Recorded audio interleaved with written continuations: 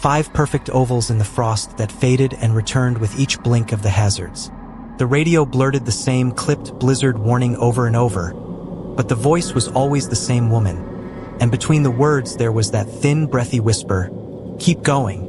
Twice Ryan had to stop, once for a drift that looked like a low white wall, once to check a banging under the car, and both times the dashboard clock froze on 12:03 and the hazard lights refused to turn on. Both times, something knocked 3 times on the driver's door from the storm side. Polite, urgent. When he put the car back in gear, the clock jumped forward and the lights worked like nothing was wrong. In the strobing beams they passed a mile marker 19. Then a second later, mile marker 19 again. The green sign rhymed with ice but showing a fresh dark streak as if a wet sleeve had brushed it. The road wanted to loop them. The GPS spun and said, recalculating without a voice.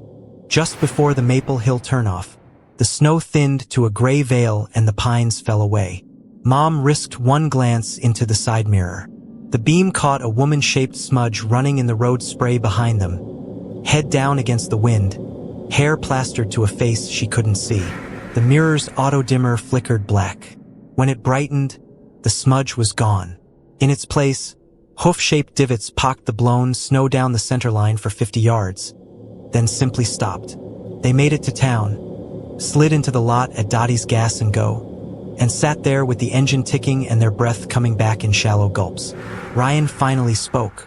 "When I was scraping," he said, "I heard your door open." Mom shook her head. "It didn't."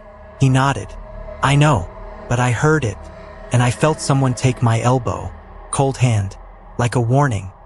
On the inside of Mom's door, just above the handle, a far too small thumbprint in melted frost shone and then vanished.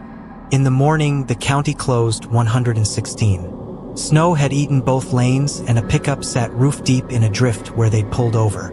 The deputy at the barricade said if they'd stopped again, they would have spent the night in place and hoped someone found them before the engine choked. At the coffee counter, an old farmer with raw red knuckles told Mom, "Bad nights, Corcoran has a white lady. She doesn't take folks. She turns them back." He slid her a packet of hand warmers with a smile that didn't quite reach his eyes. "You listened. Maybe it was a ghost. Maybe it was the storm wearing a face. All I know is this. On that stretch of road at that hour, every small thing tried to keep them moving. Backward clocks, frozen hazards, 3 measured knocks, frost riding from the wrong side.